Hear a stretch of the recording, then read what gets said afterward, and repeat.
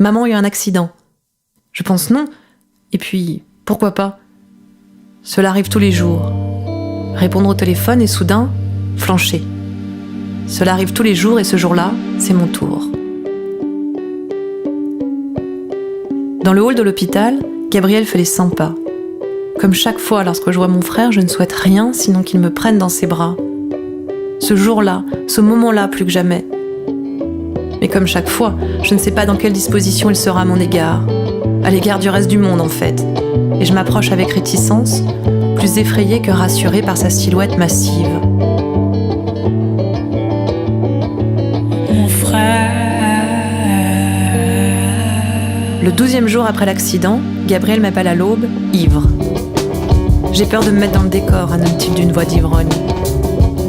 En le voyant, toute ma colère d'avoir été sortie du lit, toute la colère que j'accumule depuis des années et qui me ronge lorsque je songe à lui retombe.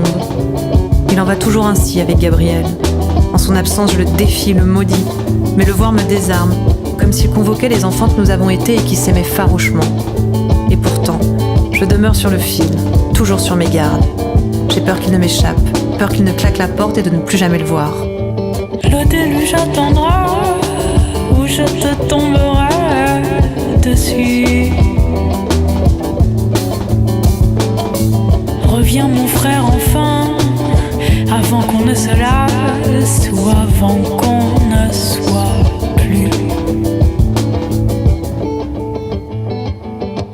Il n'en a pas toujours été ainsi, et c'est ce qui rend la chose plus cruelle encore. Enfant, quand nous prenions les choses comme elles étaient, nous étions de formidables compagnons de jeu. Adolescents, où nous avons dû faire bloc contre la nature mélancolique de notre mère, nous étions presque tout l'un pour l'autre. Et puis cela a pris fin brutalement le jour où il m'a saisi à le bras-le-corps pour me faire passer par la fenêtre de ma chambre. « Il faut fuir, il faut fuir !» suis-je aujourd'hui encore certaine de l'avoir entendu dire. Crise psychotique sous l'emprise de la drogue. Ce n'était pas la première, j'ai appris par la suite. C'était la première fois qu'elle était aussi aiguë. J'avais 17 ans et lui 15. Depuis, je n'ai plus jamais été tranquille en sa compagnie, pas plus qu'il ne doit l'être avec lui-même.